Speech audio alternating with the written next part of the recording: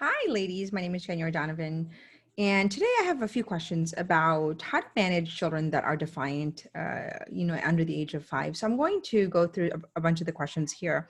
And I think it's an important learning because we're all learning together. And I myself have almost 8 children. And so it's a bit of a dance and it's always a learning. And so here's what I always tell women is that when we actually get advice on learning to manage our children, we always have to reflect on how we're managing ourselves because it's in direct reflection. How we parent is a direct reflection of how we are actually growing as a woman. And so often I get a lot of, Junior, what can I do with this child? What can I do with this child? And the question I always go back to them is that tell me who you are, describe yourself to me, describe your own boundaries, describe your own way of communicating, and before I can even assess how you're managing your children, because it's in direct connection proportion. So it's really important for us to give ourselves permission to be kind to ourselves, because nobody's teaching us how to be mothers, and we're mothers and we get so excited to have this baby and all of a sudden we have to figure things out on our own. And I think it's a robbery, and we get a lot of information out there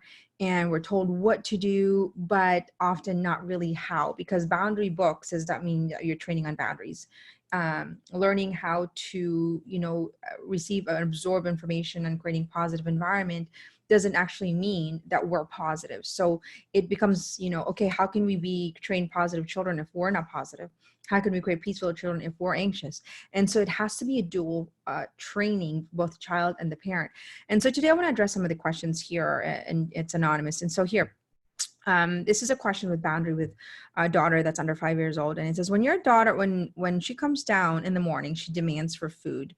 Should she come down? Should I send her back upstairs? And the way she, I guess, talks about it is that she is, in some ways so rude that she's screaming and she's kicking and she's saying, oh, I need you to give me food. And there's a little bit of lack of control of her words, and she's rude about it. And so when that happens, it's important that we cut it right away. And so often I ask the mothers, do you actually cut the boundaries right away? Because when we don't hold boundaries firmly, we create monsters around us and within us. And what I mean by that is that if I tolerate ill behavior, not only will she suffer in the world because she thinks that's okay, but her capacity to actually just throw a tantrum and not have boundaries is going to make her life difficult and your life difficult.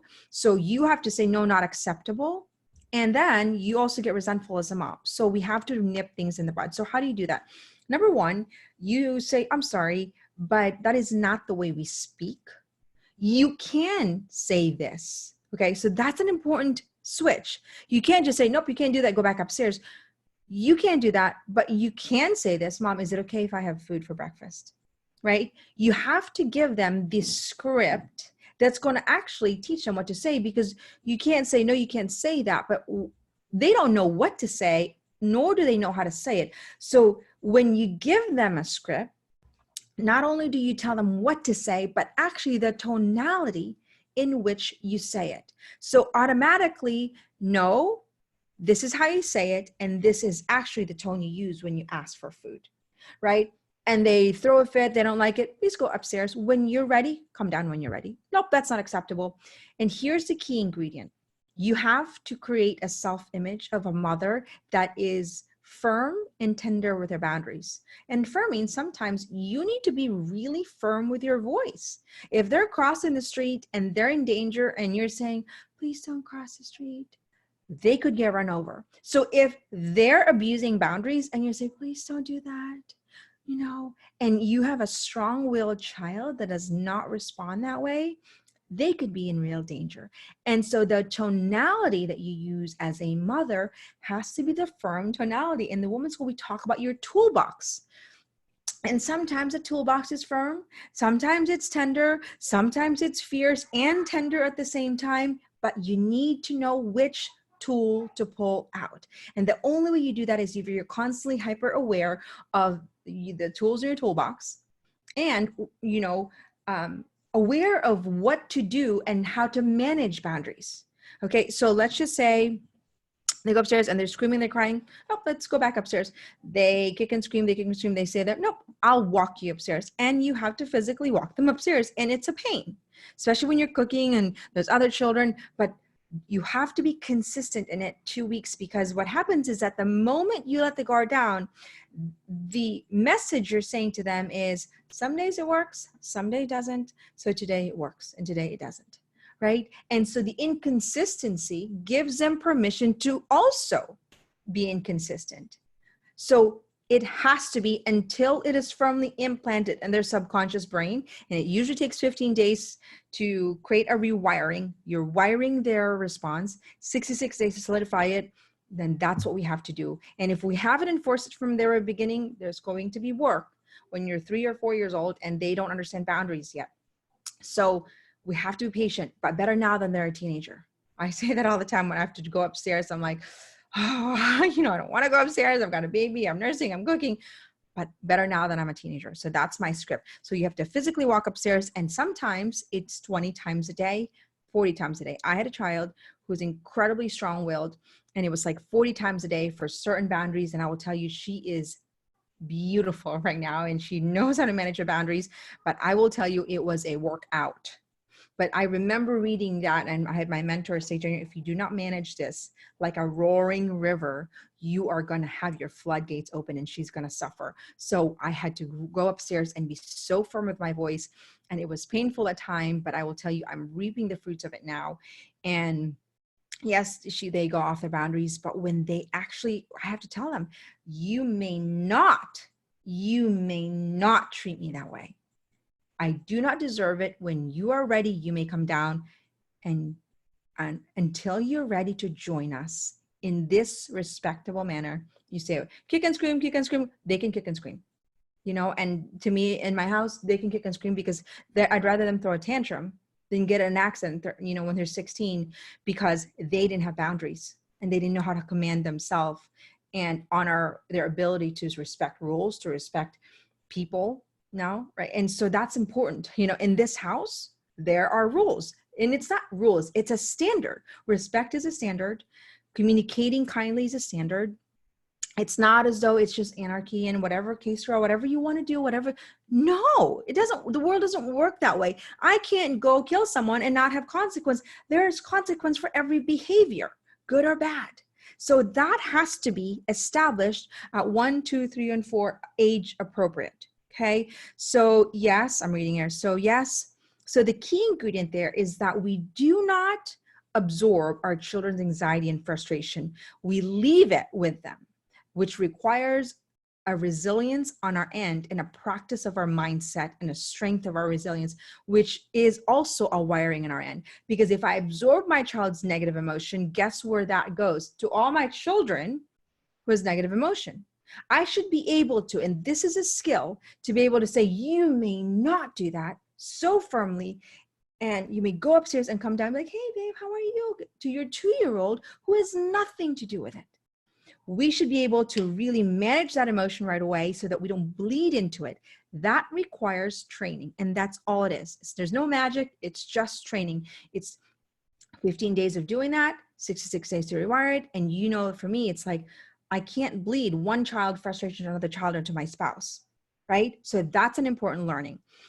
So the second thing is that really making sure we develop a self-image that is healthy, right? Because if we don't see ourselves as a strong, resilient woman who holds firm with the boundaries, who's consistent, then we're going to default into tolerating negative behavior.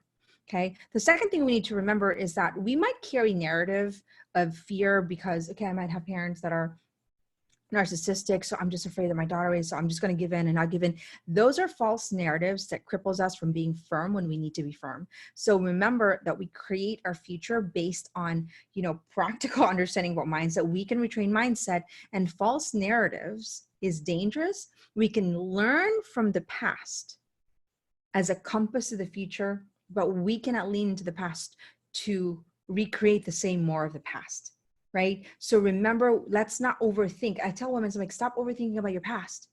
Learn and decide who you're going to choose to be, and then focus on that. Oh, my parents was like this, and I'm just like this. And like, that's actually the false conversation. You're doing yourself no service. design the woman, design the intention, design the script, and then just practice. That's where energy should be faced. Okay, so what do you say when your daughter says mean things? And then let me just look in here. I ask exact question. Let me just hear 1 second. I want to make sure that I am reading. Okay, the question here is, because I asked her, do you give your daughter scripts? And she said, well, not really. I don't know what scripts to give her. I do tell her you should be grateful to your mom. So this is also important. Gratitude is an experienced, it's a learned experience, which means that we can't just teach our child to say thank you, but never experience gratitude. Our children could go a whole entire lifetime learning how to say thank you, but never experience gratitude. Gratitude is taught by awareness of what people are doing for them. So we can't just tell them what to say. And so the script there is did you notice what mom did for you? Did you notice that mom took the time to get up and do all these did you notice what dad did? Did you notice it took us 5 hours to do this? And you know what? I am a bit tired, but I'm doing it anyway because I love you.